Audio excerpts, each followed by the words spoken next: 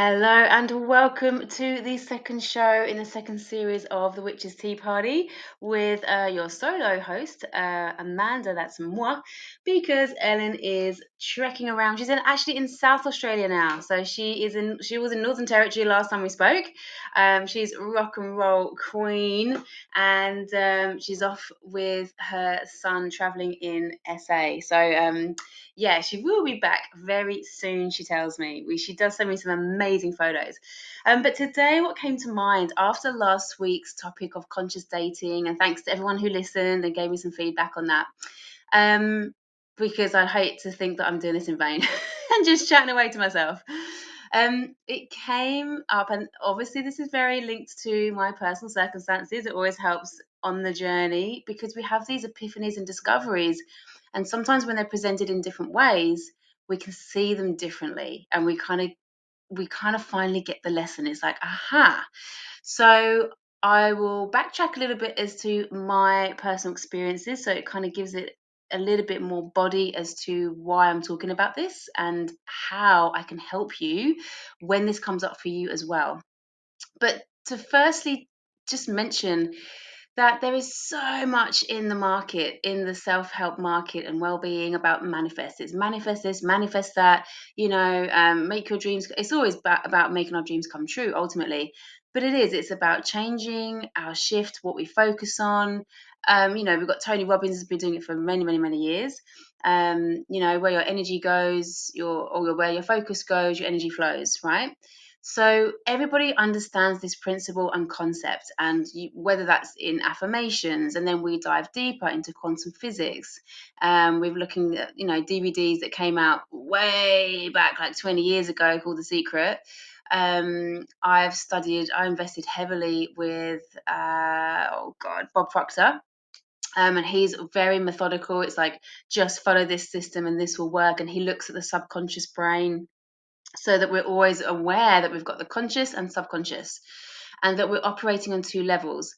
And then we've got hypnosis. We've got amazing meditations out there, so many types of meditations. And Mind Valley, I'm not sponsored, by the way. This is all just research that I do in my spare time. Mind Valley have brought a new program at the moment called the Silver Method, and he's the one who's kind of bought the copyright to teach that. And it's about using brainwaves, beta, alpha, and theta brainwaves, and these kick in when you sleep and when you're in restful states. So there's so much science out there, and it's like, what works for you? What should you do? How much therapy do you dive into? And the one thing I can definitely vouch for on my journey is that if it's on a superficial level with the conscious mind affirming this is what I want. Let's just take something really basic and say, I really want a red car. Loads of people have given up and gone, it's a load of nonsense because they haven't got a red car. Now, there's a few things that come into the equation that me and Ellen have discussed on previous podcasts. That one, the universe takes time. Now, this is speeding up, and this is where quantum physics jumps in, and quantum leap and quantum programs can actually kind of skip. So things are speeding up, but usually it would take time. Okay, so maybe a year. You can look back and go, oh, blimey, I wanted a red car a year ago. And people are so impatient, they want it now.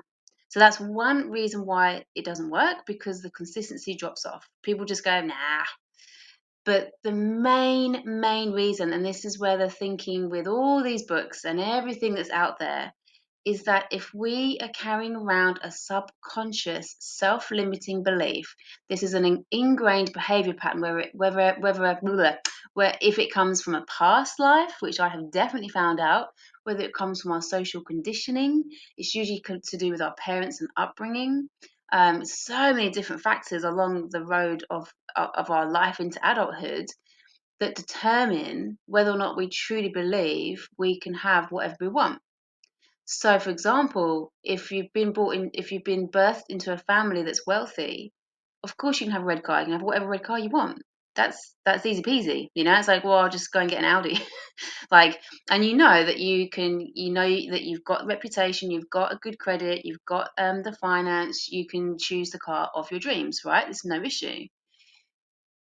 But what about when it comes to relationships? If that wealthy family doesn't have good relationships within the family, you could have all the belongings in the world, but wonder why you haven't got a relationship, that is fulfilling or the one that you desire. So then it's like, well, what's going on there then? That's where the deep spiritual work kicks in. And similarly, you can have someone who's got all the relationships in the world, really good, healthy foundation, happily married or whatever that looks like. There's no judgment here. It doesn't, it could be a throuple, whatever. It's not just monogamy here. It could be poly, whatever works for you, baby. Yeah. But it's a classic thing you say. But you've got the partner of your dreams if you want a partner, children if you want children, really healthy relationships within a whole family setting, and yet really, really poor, and you just can't get off struggle street. That's from Ellen, that is struggle street. Because it's like, well, there's a belief system that you deserve these amazing family connections, but there's an underlying self-belief that you're not worthy of attracting money into your life, or you need an education, or you need a degree, or you need something in order to get it, right?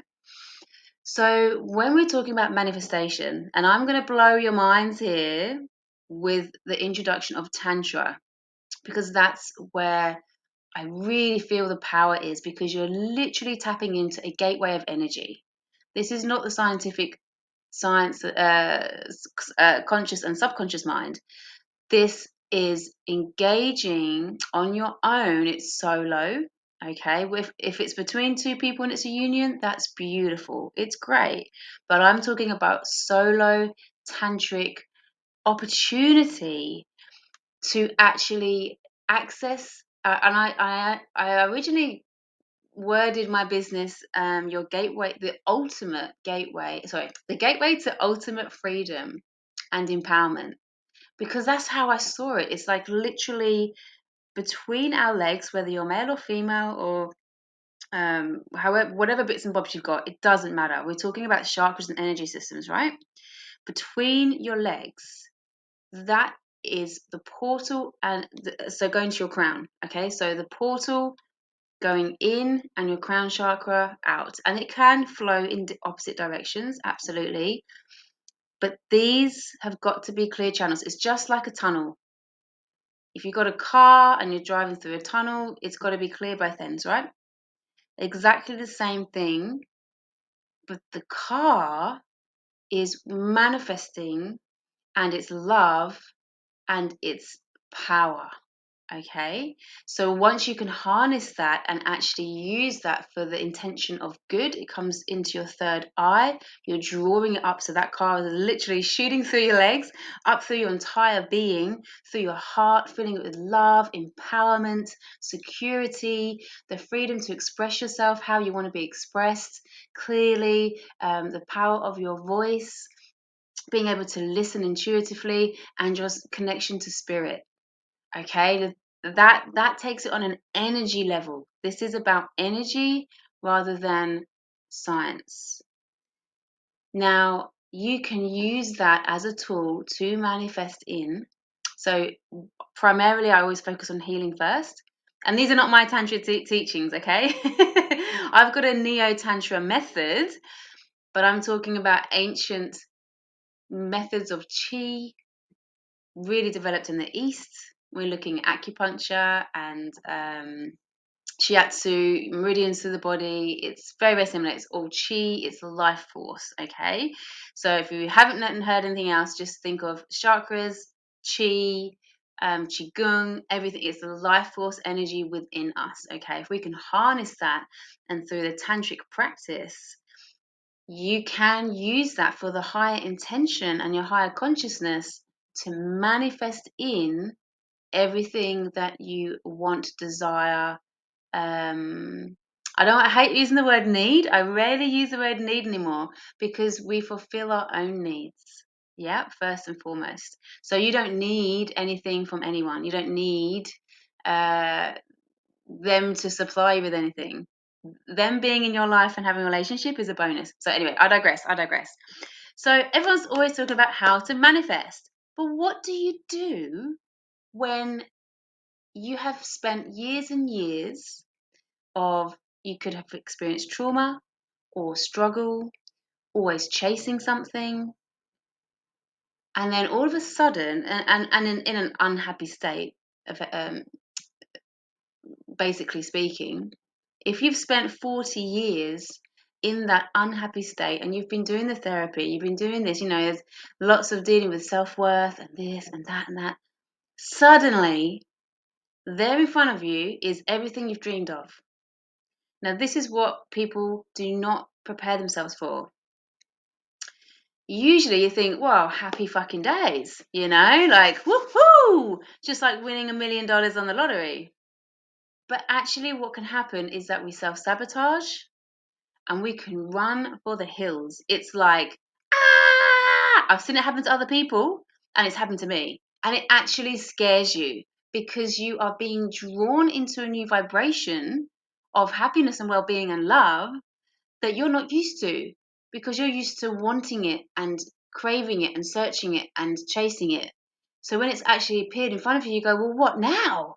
What, do I just become happy? Like, that's insane, because I've been unhappy for so long. I do not know how to do this. I know how to keep chasing. It's like perpetually studying. If you just keep doing exam after exam, get certificate, education. But if you can actually comprehend the fact that you are already qualified and that you need to stop studying, or you can stop studying and just enjoy being with all the knowledge that you have. That's the difficult part, because you're so conditioned to training and studying and studying and studying. So it's very, very similar. So I'm going to give you my personal example. So we're going to take the subconscious beliefs, the self-limiting self-belief patterns that you can carry around with you. Now, I had an awesome education. Thank you to my mum. It was a struggle for both of us. It was hard to go to a school that was an hour away. Anyway, I won't give you my sob story. But it was tough. It was not an easy feat, and my mum worked hard to get me into that school. Not because I wasn't educated, but because we were discriminated against by being a single family. So just want to put that out there. And we managed to win the appeal because my grades were higher, not just as good, but higher than my peers. So boom, in your face, drum and bass. So you can't fight for it. But yeah, the school uniforms are expensive. The bus journeys were expensive. Everything was expensive. And my mum scrimped and scraped to do that for me. And because I had that good education and I was mingling with people who had a lot more wealth and status than me, and it's a very class system in England. I don't know about any other parts of the country, but in the world. But it was my friends there had 5-bedroom houses with saunas built into them and a moat going around them. One of my best friends was called a moat farm barn, and it had a little moat. So it had like a long driveway. Honestly, it's like going to see the Queen, or going to Kensington Palace at least. And she had like 2 farms by the back of it. Like, they were just like, money was dripping off them. Anyway, you come back to my house. We're in a little 2 up, 2 down. Now, if no one knows what a 2 up, 2 down is, imagine a row of terraced houses, just like you see on Coronation Street. There's no gap between the houses, okay? People in Australia, townhouses.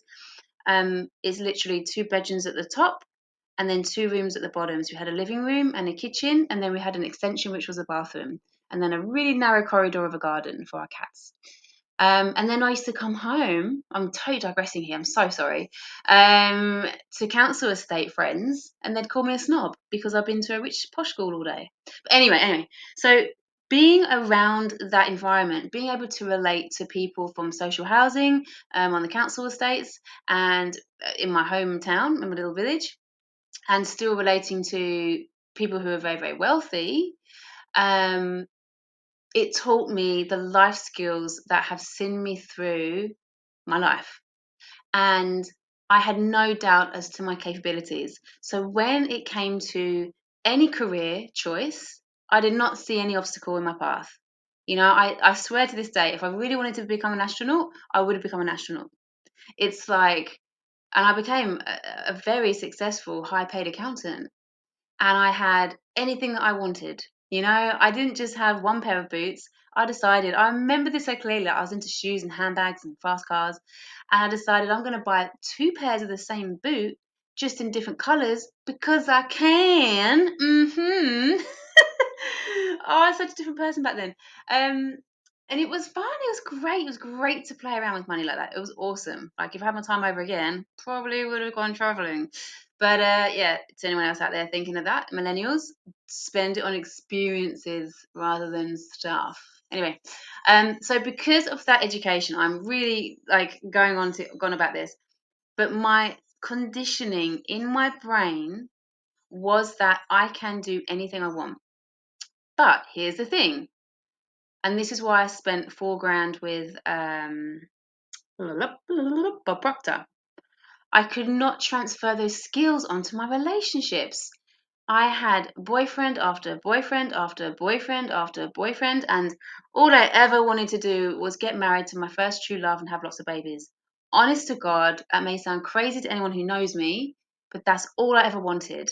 And that first true love, Andrew Malquin, he knows who he is. We are friends on Facebook. I was 10 and he was 12. Okay, it was the most beautiful, innocent love you'll ever know. And I remember we used to sit on a rooftop holding hands, watching sunset. We used to climb up and like climb out the window and have a look. I don't even remember a kiss. All I remember is that we held hands and how good that felt. He used to play me love songs from Robin Hood. Oh my God, like I just, I did. I loved him so much.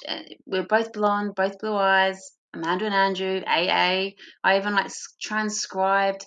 I carved out AA with a love heart in a tree. Like, oh, I was just so into him. I didn't express it. I dumped him. Why? Because my parents had gone through a really bad divorce, and I honestly missed him so much it hurt. That he lived an hour away, and we didn't see much of each other. And I really do feel like this is the pinnacle of my self-destruction because there was one of the bad boys. Now they're from social housing, lovely people, bad reputation. The older brothers were always getting into fights. The family were always getting expelled. It's just unfortunate because they're great people. And his name was Peter Pan, and he defended me and stuck up for me in school when I was being bullied. So I dumped Andrew because I missed him too much, which makes no sense at all, and went out of Peter instead. Because in my mind, it made sense. I saw him every day, and he was there to stick up for me and defend for me. And um, he was a bad boy, but he was a good boy in his heart. And that's what I've always seen in people. It's people may have thought I've made a poor choice in partner, but it's because I've always seen the good in them. Unfortunately, I didn't see the bad until it was too fucking late. But anyway, but this was the pattern. It's like even with amazing people, amazing boys came into my life and I pushed them away. I felt like I wasn't worthy. I felt like I didn't deserve love.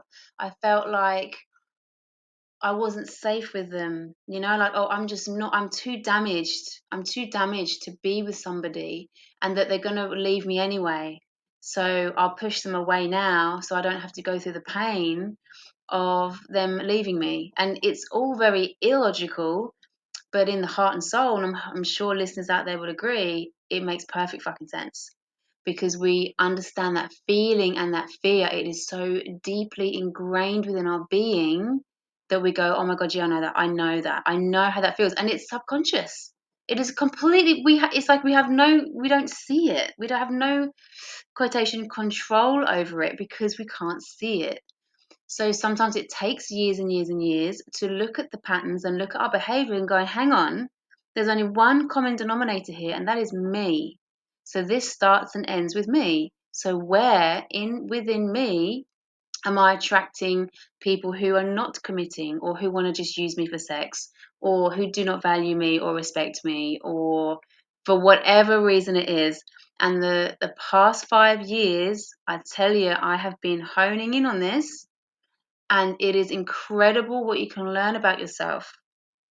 So without divulging any more, it's been a really interesting journey, especially the last couple of years when I've been dating. as my frequency and energy changes, who I draw into my life and who I attract into my life. And it's like a little ladder, and you know, step up and step up and step up, and it's like they get better and better and better and better. And I have really hit the jackpot, ladies and gentlemen. Flashing lights, like woo, woo, woo, woo, fireworks. I know that it can always feel like this at the beginning of a relationship, and I'm sure my friends are rolling their eyes going, oh, you always say this. But this is different. And no, what it feels like is that I have become so laser focused on exactly what I want. I know exactly who I am and where my morals are, where my ethics are, what my values are, what I will tolerate, what I will not tolerate. And this does not mean having this impossible fucking wish list that some women insist on. And it's really sad. Oh, some men as well. I actually saw in a dating group recently, a guy was like, looking for a lady, she's got to be within 25 and 31, she's got to be a size 8, preferably 5'2" and dark hair. Oh, the backlash he got for that. We were like, oh, I'm, you know, I'm, I'm perfect for you, but I'm size 10, so sorry, obviously too big for you. I was like, oh, what has he done? He's like, I'm just saying that's what I prefer. I have every right to say what I prefer. And I was like, oh my god, oh my god, oh my god, oh my god. You're focusing on the wrong things, guy. You're focusing on the aesthetics of somebody. You ain't never gonna find that person. You ain't never gonna find that perfect fit if that is what you're focusing on. If you're focusing on, I'm still stuck in the terms of manifestation here. I will come to what to do when it comes in front of you very, very soon. When you focus on, so my list was, and you do need a little list because it means that you don't waste time with people that are not in the same wavelength. And being in partnerships that I thought, you know what, that experience has taught me, and it's shown me something else I know about myself, how important it is. Top of my fucking list is actually sense of humor. That is right up there. It doesn't matter what else is happening. If you haven't got a sense of humor and you can't have a laugh with me, nothing is going to go fucking well, because I'm a jokester. I'm very light-hearted. I use it to get out of arguments. It's not a disguise. It sometimes can be like a cover-up if I'm feeling nervous or whatever, but the true me is very jovial, and it's like, nah, I've got to have sense of humor. But loyalty, you know, even if you just live it down to 5, you know, but you know, for me, being a really good parent was important. You know, those really good fatherly qualities. Yeah, we've got to be attracted. Chemistry's always got to be there. You just cannot deny it. And you can try all you like, but somewhere down the line, it's going to catch up to you. So having that chemistry there is always important, not for sexual pleasure, even though sexual pleasure is awesome, but because that's just going to keep your connection. Um, and move it from a friendship basis, you know. But yeah, that banter, like just understanding each other, like that quirkiness, you know, and not just thinking she's a bit of a fucking weirdo, but intellectual. You know, I met a man early this year. He was very kind, but he was an absolute dumbass, and he even asked what the word perspective meant, and I thought, I just can't. You know, he's in his mid 40s, I think late 40s. I can't.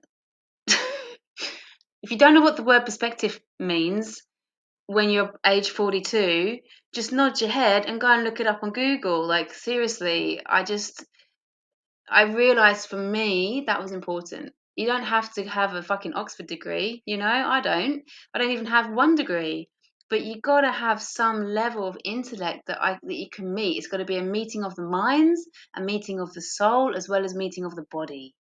Yeah, so that's where I was really honing in on. And spirituality, that's really personal for me, you know, and that's, I don't know, that's a weird one to try and um to push onto, because if someone is loving and affectionate and kind-hearted and funny and all these other things, it's like where do you label spiritual? What have you got to do in order to be spiritual? Because I have met plenty of people who meditate every day and they do yoga on the beach and they're full of fucking ego and they're fuckwits. To be honest with you, it's a cover. It's a way of, and I know everyone's on their own journey, and I'm really sorry about that if I've offended anybody, because I love meditation and yoga. A little disclaimer there. But you can get addicted to it and it becomes superficial. Yeah, and it came from a book. These aren't my words. I don't know if it was Osho or Cahill Gibran, but some amazing author had said, I was reading a book and it said, sometimes the most spiritual thing you can do is stop your spiritual practice. And I actually went through that phase. And it doesn't mean just go off the rails and don't do anything and just, take toxic substances and just, whatever. But it's saying that you can't do them in vain, otherwise there's no point. And yes, you can have all the intention in the world. I had great intention for years. I was doing regular meditation, regular yoga. I was doing all these things and really like pushing it. It's like I really want to be the spiritual person. But it's just like a yoga pose. It's when you surrender and let go that you actually flow into the pose. If you try too hard, it just never happens. That's a metaphor for life, hey? So coming back to me honing on what values are really, really important to me. And yeah, I put it out there. My age, please. I don't really want someone in their 50s. I don't want someone in their 30s. Let's have someone my age. And you never guess what happened. Yes, I met them. And it wasn't even a case of searching or forcing. It's like, chase, chase, chase, chase, chase. I've got to chase someone down. It was a case of being open hearted, but I had to take action and say, I've got to put myself out there in the realm of technology. Okay, so I joined a few Facebook groups and single groups just to like in the local area because I was attracting people in, but they're from all over the globe, and I was like, this is no good to me. I need you to be here in Newcastle in Australia, New South Wales, Australia. Get really, really specific. It's like, you're too far away, you're too far away, you're too far away. So yeah, and I put a funny post on. Again, I dared to be different, and I thought whoever reads this, because I wasn't going to do it, and I thought, oh no, I might sound like a dickhead if I put that on there. People might judge me. Oh my God forbid, people might judge me, and I might put off the right person. I thought, no, no, no, no, no, the right person will find that funny, and that is what's most important to me, right? Sense of humor. So I put it on there. Sure enough, I got a like. I had chatted to a few people and it was like, I'm not really jamming with these. I'm not picking up their energy. But somebody caught my eye. All he did was like it. And you know what? He doesn't just like anything. He's hardly on social media. Just the powers that be, or up there in heaven, or however you want to put it, the angels or Cupid. He happened to see that post and he happened to just like it. And even when he liked it, he was like, because he hasn't been dating for 3 years. And similarly, you know, just it's work, parenting, work, parenting, work, parenting. And he's the same age as me. He's actually about 2 or 3 months older than me. Blue eyes. The most amazing blue eyes. He's everything I've wanted. And it's really scary. It's really scary. And we have both had a freak out already because it's always that fear of intrepidation. It's like it's too good to be true. There must be a catch. What's out there. But we're both not fearful either. And we both don't have insecurity. So when there isn't that insecurity, it's like, well, this is just fucking great, isn't it? This is awesome. And yes, everything is a process. And it was funny this morning, we were lying in bed and he was like rubbing, massaging my arm and like stroking me. And I was just like, even the way he touches me is exactly the way I like to be touched. And I'm sorry to say, but in the past, look, 10 years, I've been with people who do not. They just don't know how to touch me. I don't even like it. It's annoying. And you're with them because nobody's perfect, blah, blah, blah, blah, blah. But it's like, it's not really doing it for me. But he is. And I said to him, so far, Nothing about me annoys you. Do you know how rare that is? And he just said, give it time, babe. Which again is just hilarious. I love that answer. I fucking love it. Because it's like, I knew that's exactly what I would have said. And that's exactly what I was like thinking ahead of time. It's like, give it time and we'll be, you know, once we get past the infatuation stage and we'll be like, oh, fucking put the toilet seat down. Fucking, all we do is fucking moan. Like, it's insane. I said this week, it's insane how we spend so long chasing. You know, we spend all of our 20s, you know, chase, looking good, trying to attract in the perfect partner. And you go out and you go dancing and, you know, you in the pool, and that's what it's all about, you know? Like, that's basically your main goal, to procreate and find the person to procreate with. And then you spend the rest of your life moaning that you're married to them and how bad they are and all the crappy things they do. And you just think it's ironic. I'm just going to take a sip of water. I'm actually sitting here in my bra because it's so hot. It's 30 degrees here today. I've got the ceiling fan on, got a glass of ice water. If I move too fast, you sweat. So I'm just just got to keep hydrated. So what do you do when you have manifested in and this has happened with, this is not just relationships, okay guys, this has happened with my car on numerous occasions. A car is easy to accept. It's like, good, this is a car I wanted, this is exactly how I thought it could feel. Feels good when I get in, it feels safe, feels fast, feels great and powerful to be in this car. It's awesome. Thank you, universe, for giving me this car. It's exactly what I want. Boop. The same for a house. Same for a job or career. You know, it can be a little bit of getting used to. It's like, oh, this is just so good. It's like, yeah, you manifested that shit. How good are you? You know, you up leveled, you saw your worth, you got the interview, boom, got the job. When this is something so personal, it's your relationship. For me, that has been the biggest thing to get my head around. So if you're sitting here and you go, well, okay, so you've got the car that you want, you've got the home that you dreamed of, you've got the son of your dreams that you always hoped that you'd have, and he's absolutely perfect.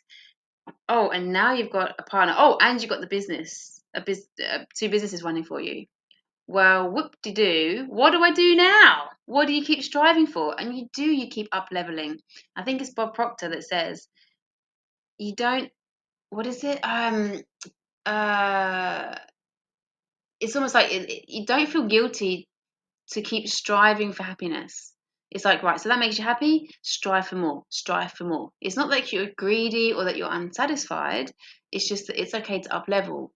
But for someone like me who has been in a great deal of emotional pain and emotional trauma from a what is the word, a segregated family, and all I wanted was one big happy family altogether. You know, lots of trauma through different forms of abuse that again I co-created or I manifested or brought into my existence for me to learn from. Because if I'm sitting here going, I'm not worthy of all these amazing things, I'm only my value level is just someone who treats me bad. Well, my energy level was that for a long time. So I just kept on attracting in people who were very, very bad to me. And I would get out of it and then be really good, and I would clean up my energy and things were working well, and then boom, another guy would come on the scene and they would not treat me badly. So that undercurrent, and there's other programs that talk about this as well.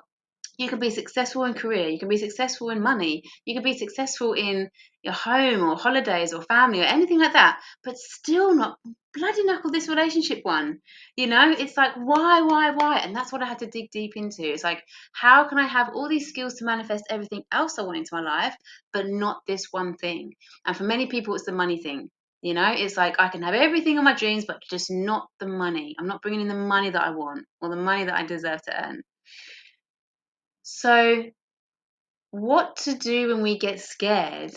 And this happened to me last week. Firstly, I would invite you to lean into this, and you'll hear me say this over and over again because I love this phrase. There's no better phrase to describe what we need to do here, by leaning into it.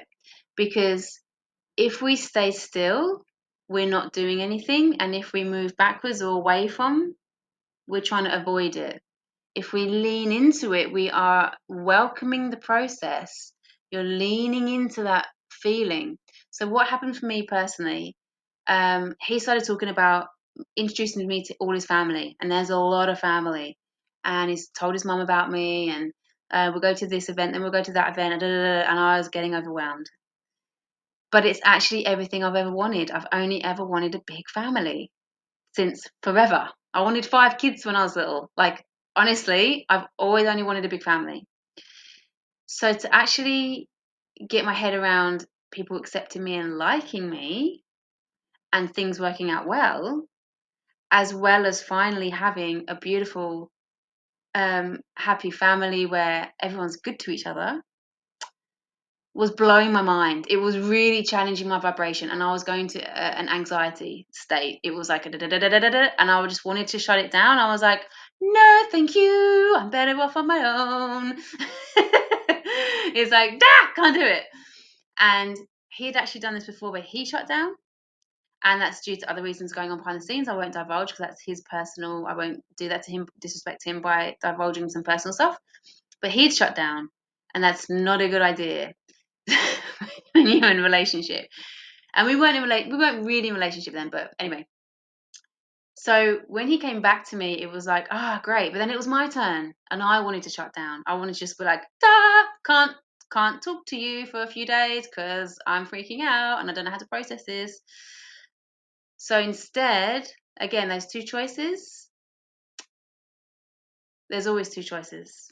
It's either shut down and deal with it yourself, or shut down and deal with it yourself, or go to that person. So I actually chose to go to that person. I was like, let's just air this out. If this really is the love of my life, even though this is within the first week, if this really is the love of my life, and this is someone who we're going to build a really strong foundation with of friendship and trust and loyalty and openness, I've got to feel that I can turn to them, and talk about anything.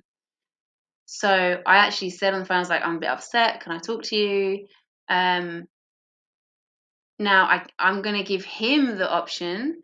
I can go away and deal with this on my own if it's all a bit too soon or too much, but I can also come to you and talk it through. Like, which would you prefer? So that's the first time I've ever done that. I was like, I'm having a bit of a freak out.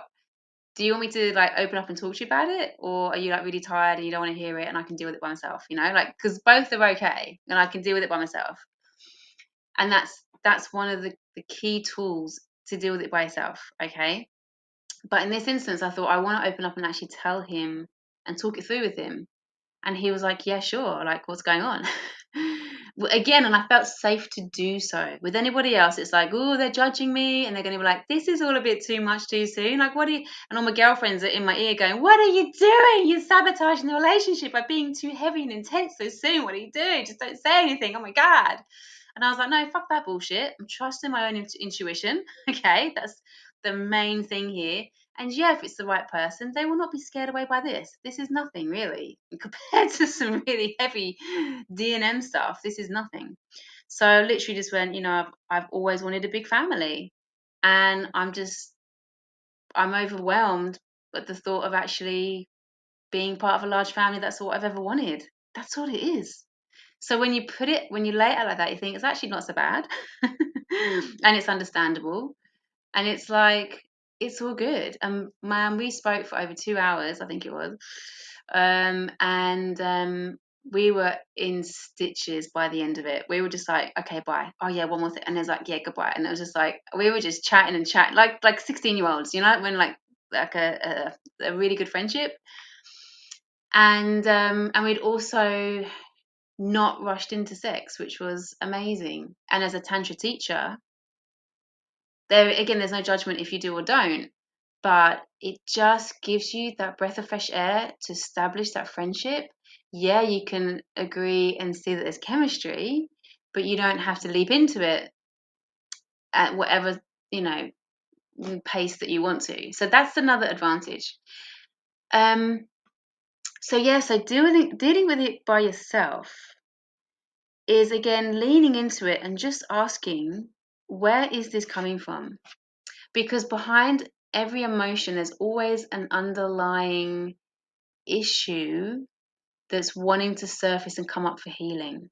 That's very apparent, and any therapist will agree with that. You know, I'm not getting anxiety about this guy.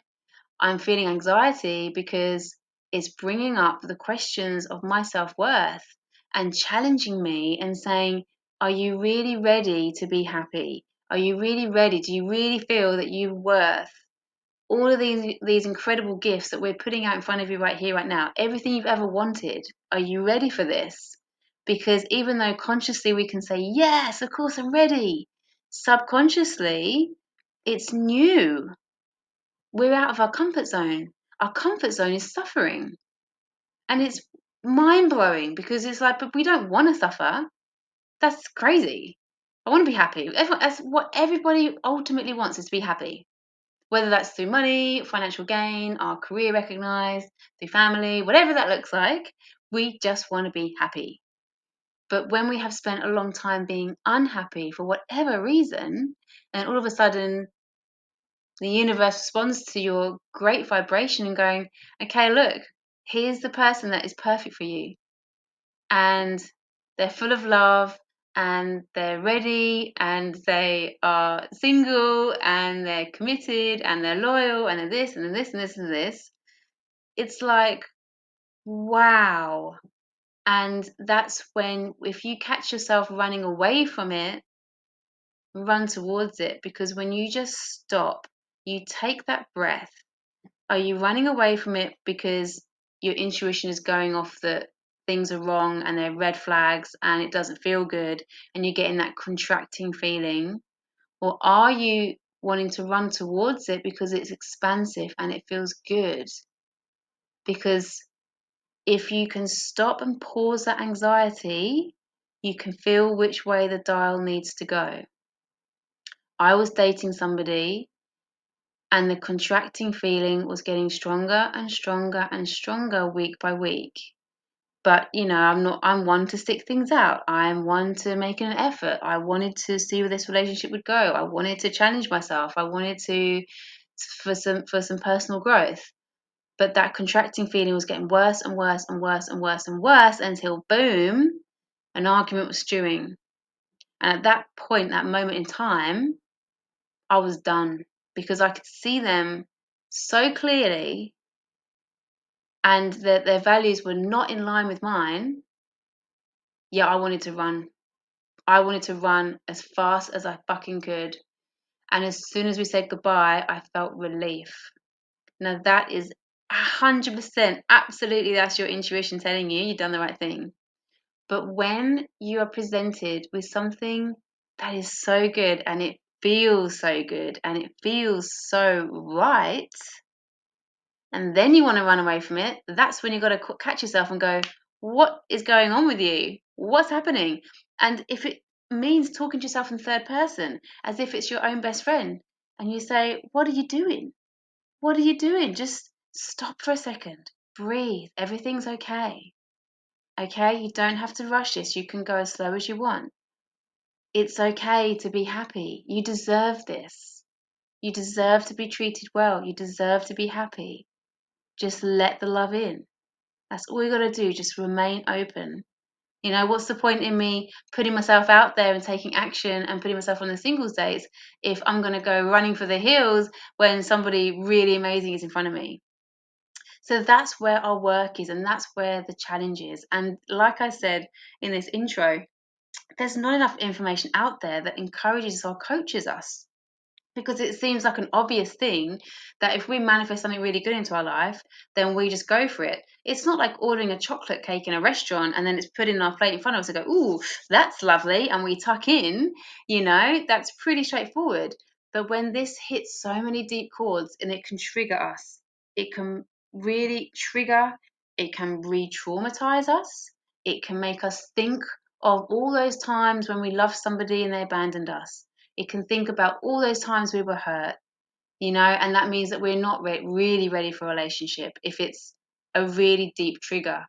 It's like, yeah, you need to go away, do some more healing, and then come back. It can also really scare you, and it can trick you. And what I mean by tricking you is you can start to listen to your negative self-talk thinking it's your higher consciousness. And it is tricky. It is very tricky. And if you just need to take a day or two, whatever works for you, whether that's going for a bushwalk, whether that's going counselling, whether that's seeking advice or drawing some cards or paying for someone else or a psychic or a card reading. Sorry, I'm just going to take a sip again. Just to get a bit of validation as to what this person is. And I tell you something, I had a very emotional day with my ex, and we'd got into an argument yet again. I just wanted to run away from him, and we were on push bikes, so I literally did run away from him on my push bike. I just couldn't be near him, and it's just so emotional. It's like I feel like I'm going crazy and I'm suffocating because I'm in a relationship with this man who we just keep fucking arguing, like and I ended up at a crystal shop, as you do, and I paid for a reading. There was a lady there doing psychic readings, and she said she's not usually this forceful in telling people, but she said, I feel this so strongly. Do not be with this guy. Get away from him. Stay away from this guy and do not have his baby. Now, what did I do? Of course I didn't listen. I went and had his baby, didn't I? But I'll never ever forget that conversation. And that was her advice from spirit, was get away from him. He's evil, he's bad. It is not going to be anywhere conducive. And it took me down a very dark path. But again, on a higher perspective, happened for a reason. It's my ultimate life lesson. Thank you very much. Shake his hand. Thanks for making me stronger, But when anything experience comes up for us and it's that trigger, that's the work. That is the spiritual work. And I saw a phrase the other day. It said, spiritual involvement doesn't happen on the yoga mat or during meditation. It happens when you stop yourself being angry for the first time or something like that. Because it's talking about your daily practice. And it's when you catch something and you go, I can see that now. That's a subconscious limiting belief or self-negative talk or whatever that is. I'm not going to listen to that. And just go with what feels good. If somebody feels good, go with it. I have been with too many people in the past that felt wrong, but I wanted to fool myself because I was so desperate for it. Whereas now I've built my inner strength, my inner pillar that I don't need or want from anything. I'm not desperate at all. So if I meet someone and it feels really good, it's like, wow, this is a really special connection, because that does not come along every day. And I tell you what, our first kiss is the best, all the kisses actually, is the best I have had in years. I'm talking 10 plus years. And it's not lust. It's not a physical chemical reaction. It's energy. And I felt it when we first locked eyes. I actually felt it when I first saw one photo. And it's really weird because I was, you flick through someone's photos, their profile photos. That's the only thing, because we weren't Facebook friends back then. So all I could see was his profile photos, trying to get a feel for him. Like, do I talk to this guy? And I was just going pretty fast. And then one of these photos, it was literally like his eyes popped out at me and saw through my soul. And I was like, oh. And ever since I've looked at that photo, it hasn't had the same effect. It was just this one photo, this one time.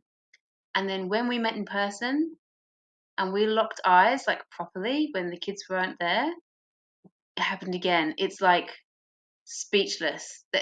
It's almost like a moment in time. You've transcended to another realm. There's no other way I can explain it. It's like, boo. And we both felt it. It's like, whoa. And it's like an exchange of knowing, if you want to say that. It's exchange of knowing. And look, I'm under no pretense that We're both adults. We both have a lot of commitments with our work and career and children and blah blah blah. This could be a difficult relationship to embark on, but my God, it feels good and it feels right. And we're both making effort to see each other once, twice a week, even though we live about 40 minutes apart. So leaning into it, that could have easily gone the other way, whereby he could have had his freak out, never spoke to me again. I could have had my freak out. He would have even seen this weird, irrational meltdown and gone, fuck, she's a bit crazy. I don't think you're ready for a relationship, girl. Or I could have easily started to self-sabotage because I hadn't brought it out in the open. I'm lucky that I can do both and process it on my own, give myself a bit of a talking to, and that I was brave enough to open up to him. And he's such a fucking amazing human that I can do that with anyway. He's a very open, approachable, friendly person. That's his merit. But yeah, we just, when you just click and you just talk for hours. So I knew that was appropriate. And in the past, even someone that I had a child with, I didn't feel like I talked to in that way. I just felt like that was never possible to have again. It's just something that you have when you're 10 or 12 years old, or 15 or 16. It's just that innocence, and that grown-up relationships aren't like that. And never give up faith or hope. And I remember being on single sites for the last few months, and so many people on there had said, "Oh, I'm just so sick of meeting anybody on here," or "Oh, I'm always ghosted," and I just kept saying, "Do not give up. Just keep putting your faith in love." And I did, and I just kept putting faith that the universe will give me the right person at the right time, and whatever that is, and just let go of the outcome. It's not forced, it's not in desperation, it's not in need. It's just a case of, this is exactly what I want, universe. Go sort it out for me. Thank you very much. I'm going to go off and do my work. Keep focusing on me, and I will let you do the work. And sure enough, universe always, always, always responds and provides you on exactly what you put out. So the more specific and clean your energy is, the more you can tidy and clear that up. It is like having laser vision. So the universe goes, well, this is easy. We've got Miss Fisher over here who's just given us a perfect description of this gentleman right here. Aren't they going to be a great match? Boom. Ladies and gentlemen. So I'm just going to reread some notes that I made the other night. Once our true happiness is in front of us, it can be confronting. It really, really is. Because we do spend, if we've spent a lot of time in trauma and pain, then it can easily trigger us into, we want to avoid that pain, but we actually end up causing and creating more pain because that's a comfort zone. It's if we just think of it like the conscious and unconscious, and they're working against each other, and what we have to do is expose the subconscious, like lifting the pot off of a lid. So we're looking to see what we're cooking inside. Once we can take that lid off and have a look what's going on, we can make sure the ingredients are exactly what we want and are in line with our conscious thought. Yep, so that's where the key is. It's aligning both of those. That's the trick to manifestation. Then if you can supercharge it with Tantra energy, kaboom. What else have I spoken here? What do you do actually with? What do you do when you actually receive joy? Yeah, isn't it? What do you do when you actually get what you want? Like, it is scary, even if it is the career that we dream of. Or you're married to your best friend. It's like, this is all just so overwhelmingly happy. I don't know what to do with it. It's a great feeling, and I really, really encourage you to. I've just put this: feel your way, lean into it in big bold letters. So I'll end on that: to lean into it and to feel your way. Always check in with yourself. How does this feel? Does it feel contracting? Does it feel yucky? Does it feel like something's just not aligned? Then, honey, walk away. That's okay. if it feels expansive, it feels not exciting. It's not that kind of rush that you get. That's just like, it's a rush, lust, kind of like, oh, just, it's like a really erratic, chaotic energy. That's not the same thing. This is like a really easy, peaceful, oh God, it's just like cream in your mouth. How do I compare this? Okay, so do you know those little crackling candy things that you put in your mouth and your tongue and they crackle up and down? So that is like the chaotic, lusty, you don't know what you're doing, your brain can't think straight. It's just endorphins and your pheromones kind of getting it's getting toxified in that lust for and that craving for that sexual connection. That's not the same thing. I'm talking about a beautiful gâteau with ganache and fresh cream. Top it with some Nutella. It's just kind of like, it's smooth, it's easy, it goes down way too easy. But unlike this, the ganache, it gets too rich and you have to say stop. Unlike this just flows, and the more connection you have, it's just easy breezy, and it feels good, and it feels right, it feels wholesome, it feels like you can breathe, it feels like you can grow, it feels like you can just be yourself. And it's still exciting, but it isn't that rush of that popping candy.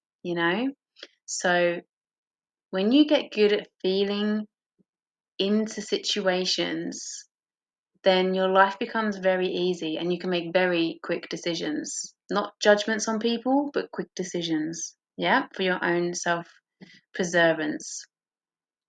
And the key, just very quickly, to feeling into that is to constantly be in tune with yourself. And that's where the spiritual work comes in, and to constantly check in with yourself, your own best friend. But that's a whole other topic. So I love you and leave you there. I hope you have enjoyed everything I've been mentioning on this beautiful hot Sunday afternoon here in Newcastle. If there's any questions or topics you'd like me to talk about, then please do. I'm guessing I do get inspiration from spirit and also from what's happening in my own life, which are intertwined along the lines of love and sex, and the health of those two things together, because ultimately I feel that's what the world needs more of. Not sex, healthy, wholesome, loving sex, yes. And that can be sex with yourself, ultimately love, so conscious dating, what to do when what we manifest really comes into existence, and to just say thank you. It's like someone giving you a compliment. How many of us out there, how many of us do this? And we go, oh my God, love your hair. And we go, oh, thanks. We don't actually just say thanks. We just go, oh, I just got it done the other day. Or, oh, just this old thing. Oh, I love your top. Oh, this old thing. Oh, this was a bargain. It was only $5. We don't just go, thanks, and make the other person feel good. It's really hard to receive a compliment. And a lot of us who are very loving and very giving find it extremely difficult to receive. And that's another challenge of our soul journey, is learning to receive and receiving with gratitude, and graciousness. And it's like, isn't it about time, honey? Isn't it about time that you're happy in every single way, shape, and form? Yes, it is. Yes, it is. It's your time to shine. So I love you lots. I'll put out on this message how to reach me if you want to reach me.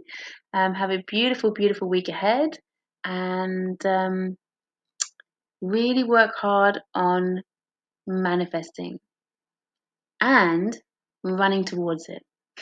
So bear that in mind and prepare for it. Mwah, much love.